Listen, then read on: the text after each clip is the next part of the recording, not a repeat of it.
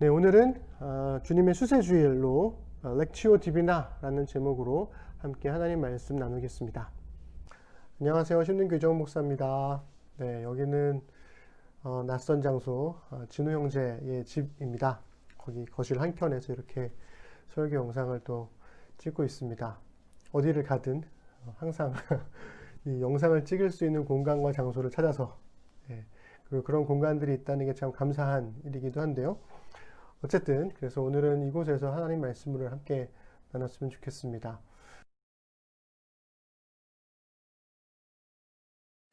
지난 주일 저녁에 한 교우로부터 질문을 받았어요. 그게 뭐였냐면 명상과 기도의 차이가 있을까요? 라는 질문이었습니다.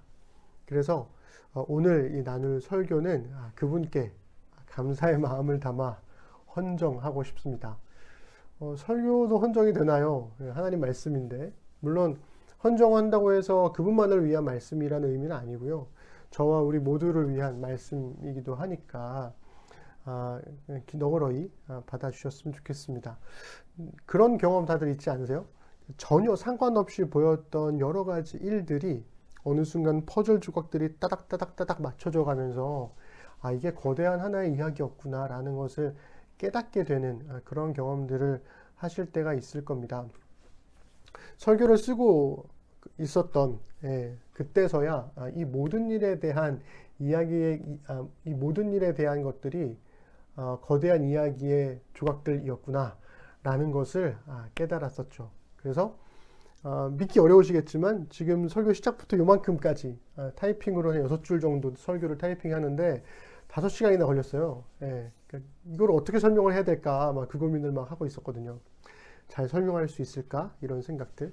그래서 이 한 교우의 질문에서 비롯된 오늘의 설교를 둘러싼 이 모든 이야기들을 이해하려면 우리가 조금 더 시간을 거슬러 올라갈 필요가 있습니다. 그래서 그 이야기를 오늘 하면서 말씀을 나눠보려고 합니다. 지난주 우리가 창의 신앙이라는 고백을 했잖아요. 습과 독의 신앙에 이어서 행의 신앙으로 가기 전 단계에 여러 가지 고민 끝에 2021년을 창의 신앙으로 하십시다. 이렇게 우리 고백하자고 말씀을 나눴는데요. 근데 원래 맨 처음에 생각했던 건 창이라는 단어가 아니라 묵이라는 단어였어요. 그러니까 묵상할 때 그때 쓰는 묵이라는 단어였습니다. 읽은 말씀을 따라서 행동하기 전에 침묵하며 깊이 생각해 보자는 의미에서 창보다는 묵이라는 말을 쓰고 싶었었거든요. 그러니까 발음상으로도 연결 지어보면 습독 창행이라는 말보다는 습독 묵행이라는 말이 조금 더 뭔가 어울려 보이기도 했고, 하여튼 그래서 묵을 하고 싶다 계속 그런 마음을 가지고 있었어요. 근데 연말 내내 이제 이러한 고민들을 기도로 풀어내는 과정 가운데에서 결국 선명하게 다가왔던 건 창이었습니다. 그래서 고민 끝에 결국 묵을 버리고 창의 신앙으로 2021년에 첫 번째 설교를 열었던 거죠.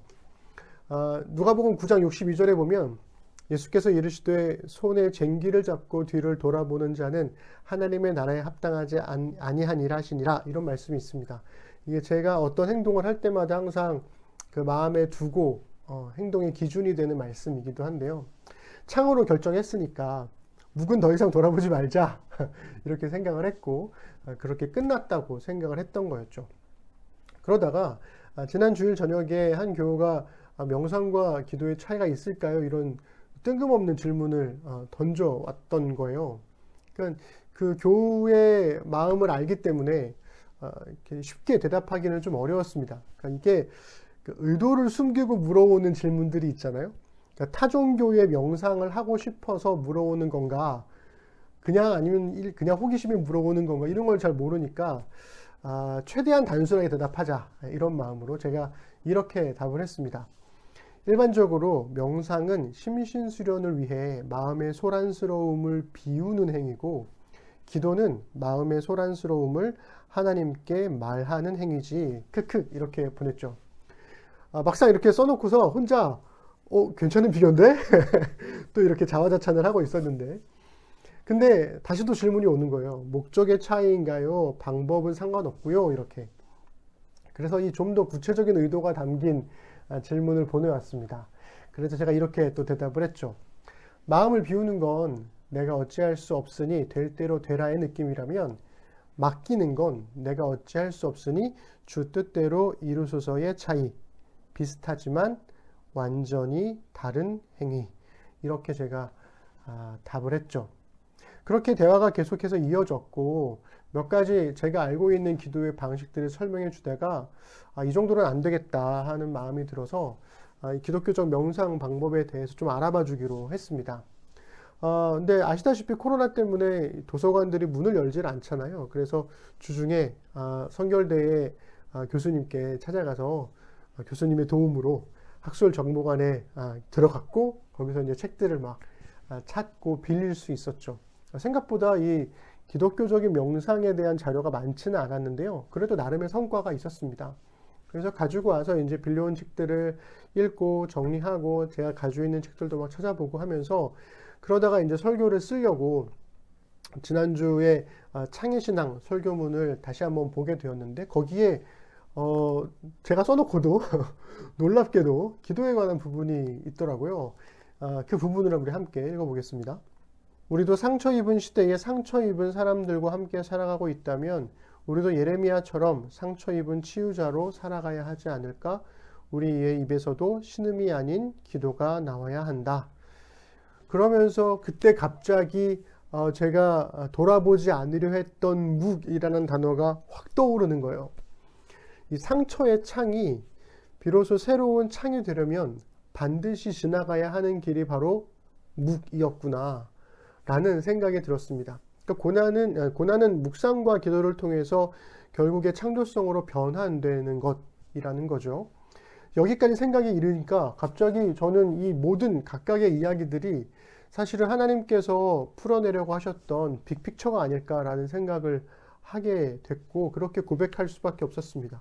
그러니까 이런 거예요. 그 교우의 질문이 아니었다면, 그리고 그 질문에 대해서 제가 성결대를 가지 않았더라면, 그 수많은 책들 중에서 선별한 책들이 아니었다면, 그리고 6줄을 타이핑하기까지 5시간 동안의 주저함이 아니었다면 오늘의 설교는 존재할 수 없었을 것이고, 이 묵의 가치도 잊혀져 버렸을지도 모른다는 거죠. 하나님께서 그 교우를 통해서 저에게 질문을 던지신 게 아닐까 하는 고백이 딱 나오게 되면서 갑자기 막 소름이 막 끼쳤습니다. 별거 아닌 이야기처럼 들리실지 모르겠지만, 저에게는 나름 하나님의 임재를 경험했던, 하나님께서 이렇게 또 하나의 이야기들을 만들어가고 계시는구나 라는 것들을 다시 한번 경험할 수 있었던 그런 시간이었죠. 그래서 오늘의 설교를 하나님께서 우리 모두에게 주시는 말씀이기도 하지만 동시에 그분께도 감사의 마음을 담아 기도를 담아서 헌정하려고 했던 겁니다. 한국 교회 분위기를 살펴보시면 좀 명상과는 조금 거리가 멀죠. 그러니까 우리가 명상이라고 했을 때 이렇게 선뜻 이렇게 가까워지는 그런 느낌은 들지 않잖아요. 그러니까 그도 그럴 게 통성기도나 방언을 기초로 한 이 성령운동 혹은 찬양 중심의 구도자 예배와 같은 아예 소란스러움을 추구하는 경향이 좀 짙기도 하고, 완전 반대편에서는 학구적인 말씀 연구처럼 아예 지적인 분위기로 양분된 것 같은 그런 느낌이 좀 있습니다. 그러다 보니까 보통 명상하면 기독교보다는 불교나 힌두교와 같은 타종교를 떠올리게 된다는 거죠. 그리고 조금 더 생각해 보자면 중세 카톨릭 수도원 정도에서 명상을 했겠거니 하는 막연한 추측을 하게 되기도 합니다. 한국교회를 비롯한 이 개신교에서 기독교적인 명상이 언급되지 않는 이유 중에 가장 큰 이유는 종교개혁의 영향이 좀 크지 않나라는 생각이 들어요. 그러니까 중세 카톨릭의 부패를 개혁하는 과정에서 종교개혁자들의 개혁은 이 카톨릭적인 모든 것을 부정하는 방식으로 진행이 되었습니다. 그러다 보니까 수도원의 부패를 개혁하기 위해서 수도원의 영성훈련 전통 자체를 다 한꺼번에 폐기해버리는 그런 실수를 저지르게 된 거였죠. 물론 최근에 이르러서는, 여기서 말하는 최근이라는 건 한 20년 정도를 말씀드리는 겁니다. 이 최근에는 종교개혁에 관한 연구로 인해서 이 종교개혁의 공과 과를 구분하면서 개신교에서 잃어버린 영성훈련을 되살리려는 노력도 계속되어 왔죠. 그렇다면 우리의 신앙생활에 도움이 될 만한 기독교적인 명상이라는 게 있는 거냐라는 건데요. 결론부터 말씀을 드리면 있습니다. 다만 우리가 너무 잘 알고 자주 쓰는 말이다 보니까 이 명상과 쉽게 연결되지는 않았던 거죠. 바로 묵상입니다. 타종교에서 말하는 명상을 기독교에서는 묵상이라고 부른다고 생각하시면 되는데요. 그런데 기독교에서의 묵상은 묵상으로 끝나지 않는다는 거예요. 그러니까 그렇기 때문에 우리는 기독교적인 명상만을 말할 게 아니라 기독교적 명상 그 이상을 말할 수밖에 없다는 거죠. 그리고 그 명상 이상의 것이 바로 거룩한 독서를 뜻하는 렉치오 디비나라는 겁니다. 데이비드 배너라는 학자는 렉치오 디비나의 오랜 역사를 이렇게 간략하게 요약해 줬어요. 우리 함께 읽어보겠습니다. 3세기의 교부 오리겐은 하나님이 주시는 개인적인 메시지를 찾을 목적으로 성경에 접근하는 방식을 테이아 아나그노시스라는 그리스어 문구로 표현했다. 이것은 사막의 교부들이 하나님 말씀을 기도 생활의 기초로 삼으면서 점점 널리 퍼졌다. 그로부터 얼마 안 되어 성 베네딕트는 거룩한 독서를 서구 수도원 생활의 구심점으로 삼았다. 20세기까지만 해도 거룩한 독서는 수도원의 영성과 주로 연계되었다. 이를 제2차 바티칸 공의회 이후 천주교 평신도들이 재발견했다. 최근 들어서는 개신교인들도 고전 기독교의 영적 연습들에 대한 관심이 고조되면서 거룩한 독서 방식을 되찾고 있다. 그러니까 이렇게 보니까 이 기독교적 영성 훈련이 굉장히 오랜 역사와 전통을 가지고 있다는 것을 우리가 간략하게나마 좀 볼 수 있다는 거죠. 이 기독교 영성 훈련의 전통을 체계적으로 나름 정리한 이 거룩한 독서를 정리한 사람으로 평가되는 인물이 있습니다. 바로 12세기에 카르투지오 수도회의 수사였던 귀고 2세라는 분이에요. 그분이 이 렉치오 디비나를 네 가지의 단계로 정리했어요. 첫 번째는 읽기를 뜻하는 렉치오입니다. 여기서 읽기라는 것은 당연히 성경을 읽는 것을 뜻하는 거고요. 문제는 그냥 쭉 읽어 나가는 게 아니라 누군가가 정해준 분량, 성경 말씀의 분량을 혹은 자신이 정해놓은 분량을 혹은 자신이 원하는 본문을 여러 번 반복해서 읽는 거죠. 그러니까 수도사들은 매일 특정한 성경 말씀을 암송했는데요. 암송을 하려면 여러 번 반복해서 읽어야 되고 빨리 암송하려면 이게 어떤 의미인지를 이해를 해야 되는 거잖아요. 그러니까 그 말씀의 의미를 생각하게 되기 때문에 암송을 택했던 거죠. 그러니까 무슨 얘기냐면 암송이 목적이 아니고 반복을 통한 그 말씀의 의미를 이해하는 것이 목적인 암송이 유행했다는 겁니다. 두 번째는 묵상을 뜻하는 메디타치오예요. 일반적으로 말하는 명상이 바로 이 거룩한 독서의 묵상 단계, 메디타치오 단계인 셈인데요. 의미는 근데 완전히 달라지는 겁니다. 명상은 앞서 말씀드린 대로 비우는 것을 목적으로 한다면 묵상은 채우는 것을 목적으로 해요. 그러니까 명상 같은 경우에는 마음의 소란스러움들을 다 마음 밖으로 밀어내어서 고민을 떨쳐버리는 것을 목적으로 하는 반면에 묵상은 이 마음의 소란스러움들을 하나님의 말씀으로 바꿔버리는 거죠. 대체해서 하나님의 말씀에 우리의 고민과 어려움과 답답함과 이런 것들을 맡기는 것을 목적으로 한다는 겁니다. 개인적으로 이 묵상 단계에서 가장 도움이 되는 방식이 하나가 있는데 그게 바로 쓰기예요. 마음의 여러 소리들이 막 흩날리잖아요. 그 흩날리는 마음의 소리들을 떠나가지 않도록 글씨로 적어서 묶어버리는 거죠. 그리고 나중에 그 써놓은 글들을 다시금 이렇게 돌아보게 되면 자연스럽게 묵상이 되고 그 안에서 내가 생각할 때는 놓쳤던 하나님의 주시는 생각들 이런 것들을 다시 찾아볼 수도 있는 그런 좋은 도구가 되기도 합니다. 세 번째는 대화를 뜻하는 오라치오예요.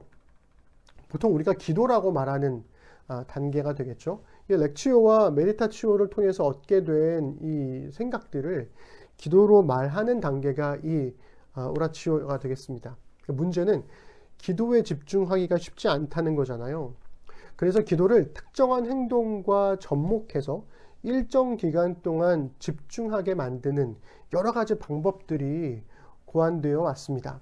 예를 들면 2, 3세기의 수사들은 그 숫자가 정해진 돌멩이들을 모아요. 예를 들면 30개를 모은다. 그러면 그 30개를 다 모아서 이 돌멩이를 다른 장소로 하나씩 옮기면서 거기 하나 옮길 때마다 거기에 적절한 기도들을 함께 해 나갔다는 거죠. 그러니 이 30개를 옮길 때 동안 30번의 기도를 하는 것이고, 이것들을 매일매일 반복하게 되니까 생각이 중간에 흩날리지 않을 수 있도록 도와주는 역할을 했던 겁니다.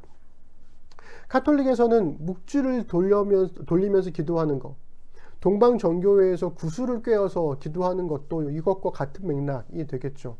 성공회에서는 이 33개의 구슬들을 정해서 각각의 구슬을 돌릴 때마다 이 33개의 기도를 하도록 했고요.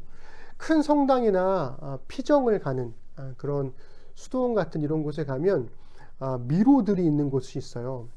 거의 대부분 미로가 있기도 한데, 이 미로를 따라서 걸어가면서 기도하는 미로 기도도 있습니다. 이게 무슨 얘기냐면 어디로 가는지 길을 우리는 모르잖아요. 그런데 그 미로를 따라서 그냥 걸어 다니면서 기도하다 보면 어느 순간 그 미로의 중심에 다다르게 되는 거죠. 그걸 통해서 우리 삶의 모든 길들을 우리는 알 수 없지만 결국에 하나님께서 우리 삶의 중심에 계시다는 것을 고백하는 방식으로 몸과 기도가 함께 가는 어우러지는 방식으로 사용했던 게 미로 기도이기도 하죠. 그래서 이 걷는 행위와 기도가 접목된 것인데요. 대표적인 게 또 하나가 있는 게 순례도 바로 이런 기도와 행동이 접목된 것으로도 볼 수 있습니다. 마지막 네 번째는 관상을 뜻하는 콘템플라치오예요. 콘템플라치오. 보통 관상 기도라고 하면 우리가 듣는 거를 생각하잖아요. 듣는 기도. 근데 이게 적절한 번역은 아닌 겁니다. 왜냐하면 이 관상을 뜻하는 영어가 이제 contemplation인데, 이거를 좀 구분해서 보면 의미가 확 살아나요. 일단 중간에 있는 이 템플라라고 하는 것은 신이 머무는 장소를 뜻하는 라틴어인 템플룸에서 파생된 단어예요. 여기서 성전이나 혹은 신전을 뜻하는 템플이라는 단어가 나오게 된 거죠. 뒤에 붙은 전미어인 셔는 지속되는 상태를 뜻하고요. 그리고 앞에 붙은 접두어 컨은 함께를 뜻하는 말입니다. 그러니까 이걸 다 조합해 보면 컨템플레이션의 의미는 하나님과 함께 거하는 것이 되는 거죠. 그러니까 관상기도는 내가 하나님 안에, 하나님께서 내 안에 함께 하신다는 진리를 바르게 깨닫고 바르게 보고 바르게 알므로써 하나님과 함께 바로 여기에 존재하는 것을 뜻하는 겁니다. 그리고 그게 어떻게 드러나느냐? 이웃에 대한, 이웃을 사랑하는 섬김의 삶으로 드러나는 것, 그것이 바로 이 콘템플라치오가 되는 거죠. 그래서 이 거룩한 독서의 렉치오 디비나의 네 단계인 렉치오, 메디타치오, 오라치오, 컨템플라치오는 결국 읽기, 쓰기, 말하기라는 이 대화의 기본 요소들을 통해서 섬김이라는 관계로 귀결됨을 우리가 알 수가 있습니다. 그리고 이 모든 단계에서 공통적으로 적용되는 게 바로 듣기라는 거죠. 그러니 거룩한 독서는 모든 과정에서 하나님의 말씀을 듣습니다. 이게 굉장히 중요한 거죠. 모든 것을 비워서 무위로, 아무것도 없는 공으로 만드는 것이 아니라 모든 것을 하나님께 맡기는 거죠. 그래서 모든 단계마다 하나님 말씀을 듣는 겁니다.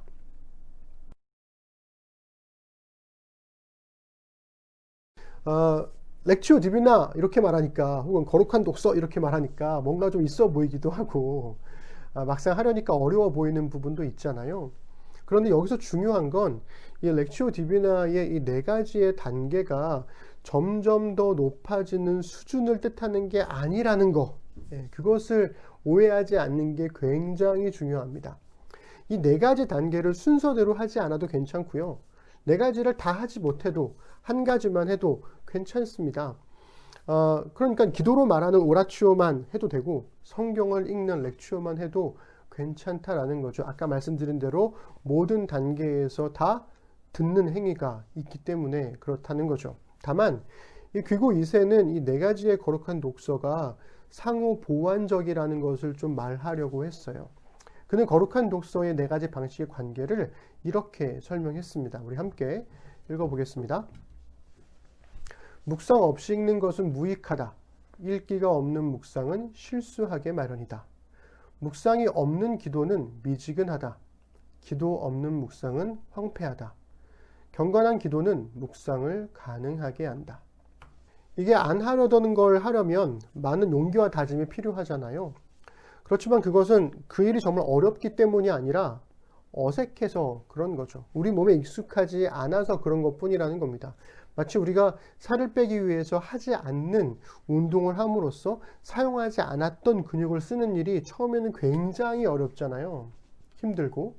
그렇기 때문에 이 렉치오 디비나의 어색함을 극복하기 위한 몇 가지의 중요한 꿀팁들, 그런 것들을 좀 알면 도움이 됩니다.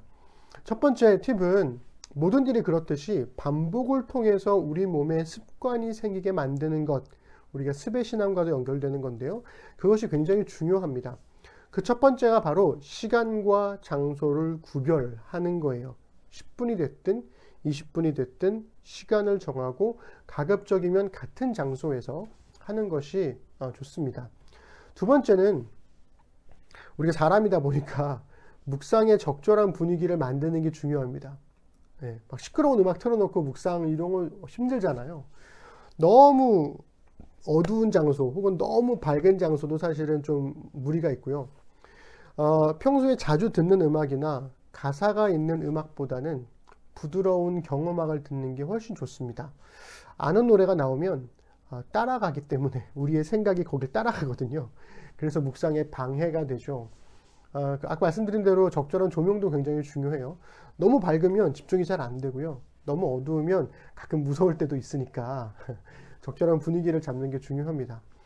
세 번째는 기도를 동반하는 묵상을 할 경우에 우리가 흔하게 사용하는 미사어구 같은 것들, 미사어구, 예를 들면 뭐 참으로, 정말, 뭐 진짜, 뭐 이런 부사들을 가급적 사용하지 않는 게 좋습니다.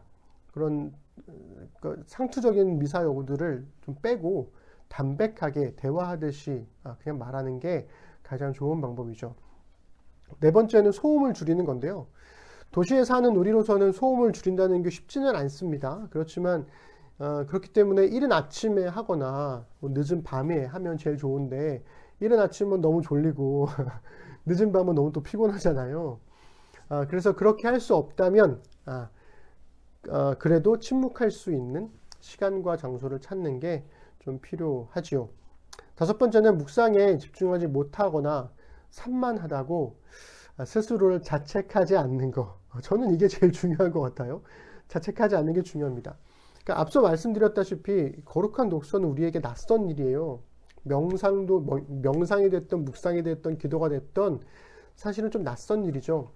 어색한 게 당연하고 적응하기까지 시간이 걸리는 것도 당연합니다. 게다가 이 거룩한 독서는 우리가 달성해야 할 어떤 목표가 아니라는 거예요. 잘 되지 않는다고 조바심 낼 필요가 전혀 없다는 것입니다. 익숙해지려면 시간이 필요한 거잖아요. 그러니까 스스로에게 좀 관대하시고 다만 포기하지만 않으면 됩니다. 그게 제일 중요하죠. 여섯 번째는 금을 찾는 광부처럼 이 거룩한 독서를 통해서 엄청난 깨달음을 찾는 것을 목표로 하지 않는 것, 그게 중요합니다. 이 거룩한 독서는 큰 깨달음이나 문제 해결을 목표로 하는 게 아니에요. 문제 해결이 목표라면 문제가 해결되면 그 다음에는 안 하죠. 할 이유가 없으니까요.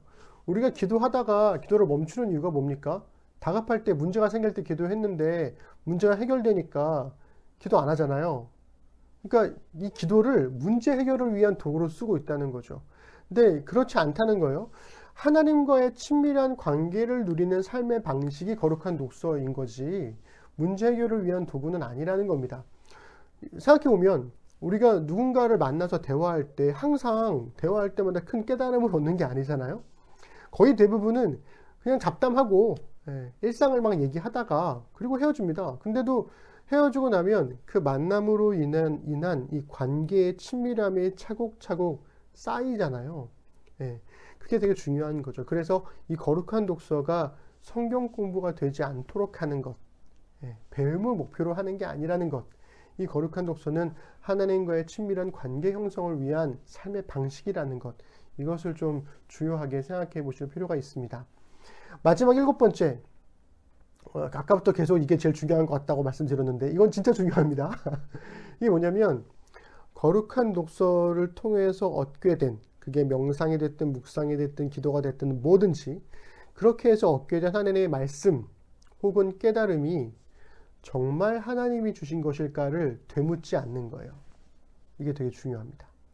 왜냐하면 많은 경우에 우리가 내가 읽고 묵상하면서 얻은 이 위로나 용기가 정말 하나님이 주신 걸까? 혹은 나의 욕심일까? 나의 이기심일까? 이런 고민들 우리 늘상 하잖아요. 근데 중요한 건 이거 확인할 방법이 없다는 거예요. 물론 성경 본문하고 너무 동떨어진 것들은 목사인 저한테 물어보시면 가차없이 막 이렇게 까드리겠지만 그러나 우리 마음속에 존재한 하나님의 말씀 혹은 우리에게 주어진 생각들을 과연 이게 하나님의 말씀인가? 내게 주신 것인가? 아니면 나의 욕심 때문에 생겨난 것인가를 날카롭게 구분할 줄을 아는 기술이 우리에게는 없다라는 겁니다. 확인할 방법이 없다는 거죠. 설령 그러한 깨달음과 생각들이 내 이기적인 마음에서 비롯된 것이라고 할지라도 하나님께서는 우리의 이기적인 생각들까지도 사용하실 수 있는 분이라는 것을 신뢰하는 것, 그게 굉장히 중요하죠. 그렇게 거룩한 독서를 계속해 나가는 것이 굉장히 중요합니다. 생각해 보시면 우리 다른 사람들과 만나서 대화하거나 할 때 내가 하는 말이 때로는 상대방에게 오해가 될 때도 있잖아요. 그렇다고 관계가 바로 끊어지거나 그러진 않지 않습니까? 언젠가 그 오해가 풀려나게 되고 그때는 그래서 이렇게 해소되는 과정들이 있잖아요. 하물며 우리와 하나님 사이의 관계와 대화 속에서 그러한 일들이 생기지 않겠냐는 거죠. 당연히 하나님께서 우리의 마음속에 있는 모든 것들을 사용하셔서 하나님께서 원하시는 대로 우리를 이끌어 가실 거라는 그 믿음, 나의 이기심으로도 하나님 되심을 막을 수는 없다라고 하는 고백, 이것을 놓지 않는 게 중요하지 않을까라는 생각이 듭니다. 말씀을 정리하면 이렇습니다. 앞에서 명상은 비움을 목적으로 하는 반면에 기독교적인 묵상은 채움을 목적으로 한다고 말씀을 드렸죠. 우리의 마음을 하나님의 말씀으로 채움으로써 내 안의 소란스러움을 하나님께 내어 맡기는 것이라는 것도 말씀드렸습니다. 마찬가지로 일반적인 기도는 그저 자신의 소원을 말하는 것인 반면에 기독교적 기도의 중심에는 뭐가 있냐면 하나님의 말씀이 있다는 거죠. 오랜 역사 속에서 그리스도인들은 성경 말씀으로 기도해 왔습니다. 가장 대표적인 게 뭘까요? 바로 시편인 거죠. 시편 1편 1절과 2절을 함께 읽겠습니다. 복 있는 사람은 악인들의 꾀를 따르지 아니하며 죄인들의 길에 서지 아니하며 오만한 자들의 자리에 앉지 아니하고 오직 여호와의 율법을 즐거워하여 그의 율법을 주야로 묵상하는도다. 아멘. 기독교는 하나님의 말씀으로 시작해서 하나님의 말씀으로 끝나는 신앙이라고 해도 과언이 아닙니다. 말씀을 묵상하고 그 말씀으로 기도하지 않으면 처음에는 악인들의 꾀를 따라서 걷다가 그 다음엔 죄인들의 길에 멈춰 서게 되고 결국에는 오만한 자들의 자리에 주저앉게 됩니다. 그래서일까요? 그토록 하나님의 말씀인 성경이 모든 영성 훈련의 중심에 있는 건 지극히 당연한 일일 겁니다. 앞에서도 말씀드렸지만 제 기억이 맞다면 이 렉치오 디비나를 이 거룩한 독서를 알게 된 건 어느새 20년이나 더 된 제가 대학생 때였거든요. 당시에 이 기독교적 영성 훈련을 회복하는 여러 운동들이 있었는데요. 지금도 이 거룩한 독서를 아는 사람들이 적다는 것은 그러한 영성 회복 운동이 사실상 실패한 것이다. 그것을 그대로 보여주고 있다는 거죠. 그 실패의 결과가 바로 오늘 우리가 보고 있는 한국교회의 참혹한 현실이 아닐까 하는 생각이 듭니다. 더 말하고 싶지만 이 정도 하고, 그러나 역사가 증명하듯이 항상 꼼수가 있기 마련이잖아요. 이러한 영성 훈련에도 꼼수가 있긴 합니다. 꼼수라고 말하기에는 좀 어폐가 있긴 하지만 우리는 성경책이 다 있잖아요. 근데 종교개혁 이전에 르네상스 이전에 사람들에게 성경책은 굉장히 귀한 물건이었고 갖고 있기가 어려운 물건이었죠. 그래서 성경책에 흔하지 않던 이 고대와 중세의 그리스도인들이 말씀으로 기도한다? 이게 결코 쉽지 않았습니다. 그래서 그들은 어떻게 방식을 찾았냐면 말씀의 한 구절을 들숨과 날숨, 즉 호흡하는 것과 연관을 시켜서 거기에 맞춰서 기도하곤 했어요. 누가복음 18장 38절에 보면 시각장애어가 예수님께 이제 고백하는, 기도하는 장면이 나오는데 그 말씀을 신앙 고백에 맞춰서 변형한 예수 기도문이라는 게 굉장히 유명하고 대표적인 기도문이 되겠습니다. 그 부분 이렇게 되어 있어요. 숨을 들이쉬면서 O Lord Jesus Christ, Son of God 이렇게 말하죠. 하나님의 아들 주 예수 그리스도시여. 그리고 숨을 내쉬면서 Have mercy on me, a sinner 이렇게 고백하는 거예요.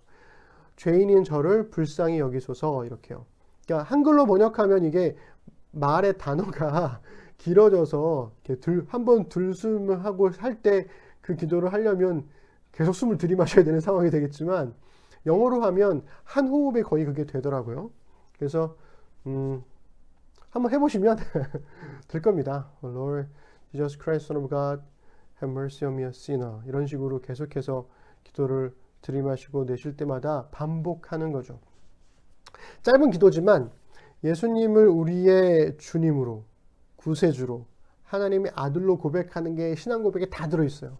그리고 우리 자신을 죄인이라고 고백하면서 주의 긍휼을 구하는 내용도 들어있는 아주 훌륭한 기도문이어서 그랬는지는 모르겠지만 그래서 아주 오랜 시간 동안 가장 유명하게 회자된 영성 훈련의 한 방식으로 이 예수 기도문이 사용되어져 왔습니다. 그런데 이것보다 더 짧은 기도도 있습니다. 저는 이거를 숨쉼 기도라고 부르기도 하는데요. 딱 두 마디로 기도하는 거예요. 똑같아요. 들숨을 할 때 Father, 하나님 아버지. 날숨을 할 때 I'm yours. 나는 당신의 것입니다. 당신의 소유입니다. 라고 아주 짧게 기도하는 거죠. 이거를 뭐 일할 때 그때마다 Father, I'm yours 계속 이제 고백하게 되는 거죠. 이것도 마찬가지로 한글로 하면 생각보다 길어요. 그러니까 영어로 하는 게 훨씬 더 의미만 잘 전달된다면 충분히 가능하다는 거죠. 네, 뭐 재밌기도 하고 훈련의 한 방식이니까 한번 시도해 보시면 좋으실 것 같다는 생각이 듭니다. 그래서 묻고 싶은 건 여러분들 기도하십니까? 네, 사실 우리가 살아가는 모든 순간에 기도가 필요하잖아요. 안타까운 건 기도는 항상 필요하지만 그 필요성을 내가 느끼느냐 못 느끼느냐에 따라서 기도를 하고 안 하고가 확연하게 구분된다는 겁니다. 결정된다는 거죠. 거룩한 독서의 네 단계로 묵상을 하든 예수 기도문을 따라서 묵상을 하든 숨심 기도를 하든 중요한 건 우리가 인생에서 겪는 모든 일이 하나님의 말씀을 통한 묵상과 기도로 온전케 될 수 있다라는 거죠. 이게 기독교적 명상의 가장 중요한 부분이 아닐까 싶습니다. 우리 지난주에 그랬잖아요. 상처의 창이 새로운 창이 되기를 바란다고. 그런데 이 상처의 창이 새로운 창이 되려면 상처의 창을 묵상의 묵으로 갈아서 새로운 창으로 만들어야 한다는 거죠. 나의 고민이나 고난 혹은 상처가 내 인생을 좌지우지하게 내버려 두는 게 아니라 말씀으로 내 안에 계시는 하나님께서 우리 인생의 주인 되심을 고백하는 것. 그래서 하나님께서 정말로 과연 하나님이시라는 것을 제대로 보고 제대로 아는 것이야말로 거룩한 독서의 열매가 아닐까라는 생각이 듭니다. 그래서 우리가 주목해야 할 건 언제나 그렇듯 문제가 아니라 우리의 주 예수 그리스도가 되시는 거죠. 올 한 해 우리가 창의 신앙을 따라가기 위해서 가장 필요한 게 묵이 아닐까 싶어요. 그러니 여러분 올해는 다른 때보다 말씀으로 기도하고 말씀으로 묵상하는 시간들이 더 절실히 필요하지 않나라는 생각이 듭니다. 아이를 임신하게 된 한 자매가 계속해서 이러저러한 첫 출산이다 보니까 많은 걱정과 고민이 돼서 저에게 기도 부탁을 막 할 때가 있어요. 다른 분들도 마찬가지겠지만 당연히 기도하게 되더라는 거죠. 고민이 생겨서 기도하는 것도 참 좋지만, 그리고 그게 출발점이 좋은 출발점이 될 수 있지만, 그것을 넘어서 기도가 우리의 정말 삶의 일상이 되고 호흡이 되어서 하나님과의 친밀한 관계를 지속적으로 이어갈 수 있도록, 그래서 우리 고백한 대로 창의 신앙을 이뤄갈 수 있도록 렉치오 디비나 혹은 묵상 혹은 명상, 모든 걸 다 동원해서라도 하나님과 함께 더 친밀한 관계로 들어가는 우리 사랑하는 심는 사람들 되시기를 주님의 이름으로 부탁드립니다.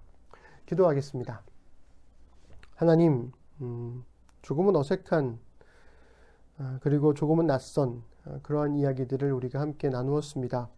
말씀 읽기의 중요성에 대해서 우리가 참 많이 강조하고 해왔는데, 그것들을 우리의 삶 속에 녹여내기 위한 기도를 충분히 하지 못했던 건 부끄러운 고백이 아닐까 싶습니다. 그러니 주님, 창의 신앙에 있어서 가장 중요한 전환점이 될 이 묵상, 기도, 올해는 정말 이 묵상과 기도가 풍성해져서 우리의 모든 상처와 모든 고난들이 하나님의 창조성을 따라 새롭게 변화되는 그런 놀라운 기적들을 묵상과 기도를 통해 볼 수 있도록 하나님 도와주옵소서. 우리 사랑하는 심는 사람들의 기도가 점점 더 풍성해지길 소망하고, 묵상을 통한 주님과의 친밀함이 더욱더 깊어지기를 간절히 소망합니다. 모든 것을 다 알 수 없기에 때로는 답답하고 힘들 때도 있지만, 그러나 그것을 넘어서서 하나님께서 모든 것들을 회복하실 그런 소망을 품을 수 있는 우리가 되도록 인도하여 주옵소서. 감사드립니다. 예수님의 이름으로 기도드립니다. 아멘.